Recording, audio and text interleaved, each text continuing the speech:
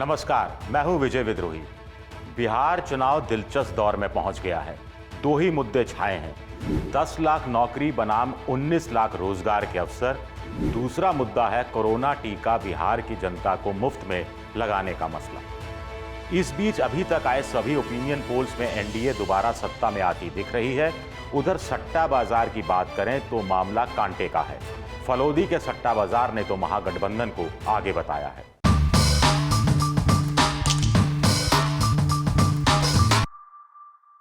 सबसे पहले बात करते हैं कोरोना टीके की। बीजेपी का कहना है कि टीका आने पर बिहार की जनता को मुफ्त में यह लगाया जाएगा। तमिलनाडु का कहना है कि उनके यहां भी टीका मुफ्त में दिया जाएगा। कुछ अन्य राज्य भी ऐसा ही कुछ कह रहे हैं। कुल मिलाकर कोरोना महाबीमारी को लेकर देश में बहुत राजनीति होती रही है। अभी इसका टीका बाजार में आया तक नहीं है और अभी से टीके को लेकर सियासत तेज हो गई है। जानकार कह रहे हैं कि कोरोना को विश्व स्वास्थ्य संगठन ने महामारी घोषित किया है। भारत सरकार ने कोरोना को महामारी घोषित किया है, इसलिए कोरोना का टीका मुफ्त में सबको लगाना भारत सरकार की जिम्मेदारी बनती है। जानकार कह रहे हैं कि कोरोना को भी राष्ट्रीय टीकाकरण कार्यक्रम में शामिल किया जाना चाहिए।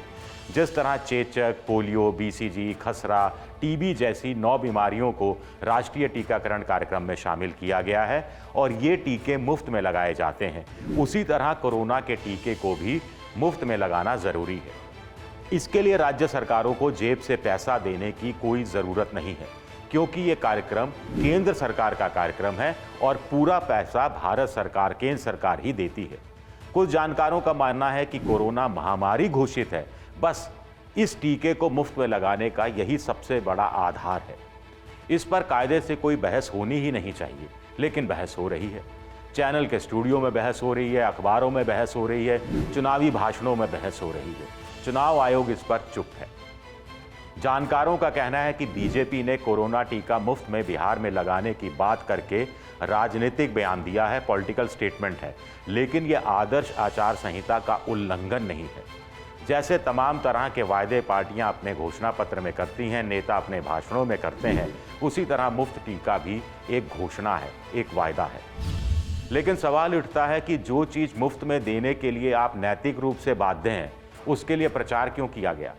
फिलहाल कोरोना काल में नौकरी देना, ब्याज पर ब्याज माफ करना, 5 किलो अनाज और 1 किलो दाल मुफ्त देना, बाजार में मांग पैदा करना, लोगों की हताशा निराशा को दूर करना ज्यादा जरूरी है, या फिर उस टीके को मुफ्त में देने की बात करना जो अभी बाजार में आया ही नहीं है? कब आएगा ये भी तय नहीं है। जब आएगा तो भारत सरकार को कितनी कीमत चुकानी पड़ेगी ये भी तय नहीं है। किस देश से भारत टीका खरीदेगा ये भी तय नहीं है। अलबत्ता भारत सरकार ने 50,000 करोड़ रुपए इसके लिए रखे हैं। ये खबर जरूर सामने आ रही है। बिहार से दूसरी खबर है बेरोजगारों के पक्ष में। बिहार में चाहे नीतीश मोदी का गठबंधन जीते या तेजस्वी राहुल का महागठबंधन जीते, बेरोजगारों की मौज होने वाली है। नीतीश मोदी जीते तो 19 लाख लोगों के लिए रोजगार के नए अवसर पैदा किए जाएंगे। तेजस्वी राहुल जीते तो 10 लाख लोगों को नौकरी मिलेगी। कहने को ये वादे हैं, और एक गाना है उपकार फिल्म का, आपने भी देखा होगा, प्राण पर फिल्माया गया था, कस्में वादे प्यार वफा, सब बातें हैं, बातों का क्या। तो गाना याद आ रहा है। नीतीश मोदी से पूछा जाना चाहिए कि 15 साल सत्ता में रहे तो कितनी नौकरियां दी। तेजस्वी से पूछा जाना चाहिए कि उनके पिता लालू का राज 15 साल रहा, उससे पहले कांग्रेस रही, तब कितनों को रोजगार मिला। 30 साल बाद भी बिहार इतना बदहाल क्यों है, बीमार क्यों है? बिहार में बहार क्यों नहीं है? बिहार में बहार कब आएगी? वैसे आमतौर पर नेता वादा करते हैं और आगे निकल जाते हैं, लेकिन बिहार में दिलचस्प हो रहा है। तेजस्वी के 10 लाख नौकरी देने के वायदे पर बीजेपी पूछ रही है कि पैसा कहां से लाओगे? करीब 58,000 करोड़ रुपया चाहिए होगा, ये पैसा कहां से आएगा?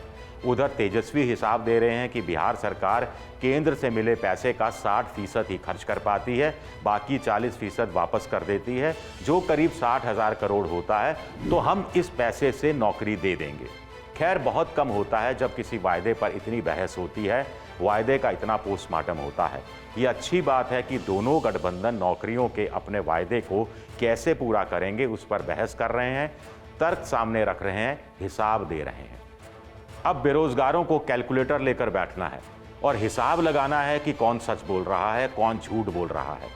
पुराना इतिहास दोनों गठबंधनों का देखना है कि कब कब क्या क्या वादा किया गया और उसमें से कितना पूरा हुआ। इसके बाद तय करना है कि किसे वोट देना है, किसे नहीं देना है। गालिब के 2 शेर बेरोजगारों के नाम।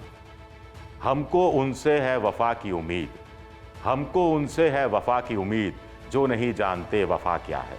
और एक दूसरा शेर है, कहते हैं उम्मीद पर जीते हैं लोग, कहते हैं उम्मीद पर जीते हैं लोग, यहां तो जीने की भी उम्मीद नहीं। एबीपी न्यूज आपको रखे आगे।